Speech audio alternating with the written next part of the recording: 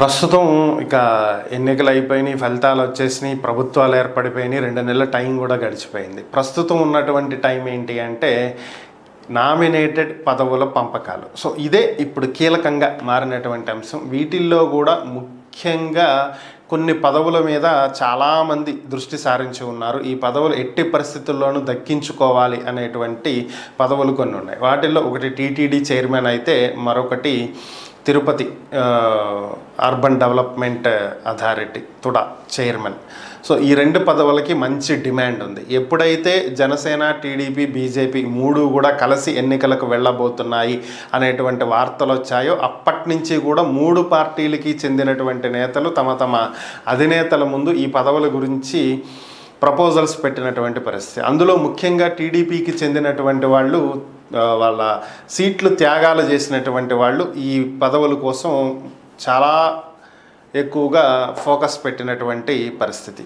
So ఈ నేపథ్యంలోనే జనసేనకు చెందినటువంటి ఒక ముఖ్య నాయకురాలకు తుడా చైర్మన్ పదవి దక్కబోతుంది అనేది ప్రస్తుతం మనకున్నటువంటి సమాచారం. ఆమె ఎవరో కాదు, గతంలో టీటీడీ చైర్మన్గా పనిచేసినటువంటి ఆదికేశవులు మనవరాలు. ఇంకొక రకంగా చెప్పాలి అంటే చిత్తూరు మాజీ ఎమ్మెల్యే సత్యప్రభ మనవరాలని కూడా చెప్పుకోవచ్చు. సో ఈమెకు చైతన్య, సో ఈమెకు పదవి దక్కబోతుంది. దీనికి సంబంధించి ఆమె పవన్ కళ్యాణ్ ముందు ఈ ప్రపోజల్ని ఉంచటం, పవన్ కళ్యాణ్ కూడా దీనికి సానుకూలంగా స్పందించటం, ఆమెకు హామీ ఇవ్వటం జరిగింది అనేది తెలుస్తుంది. అది ఈ పదవి ఆమెకే దక్కేలా చూస్తానని చెప్పినట్లుగా, అదేవిధంగా ఈ విషయం చంద్రబాబు దృష్టికి కూడా తీసుకెళ్ళినట్లుగా తెలుస్తుంది. అయితే ఇప్పటికే ఈ పదవికి చాలామంది పోటీ పడుతున్నారు.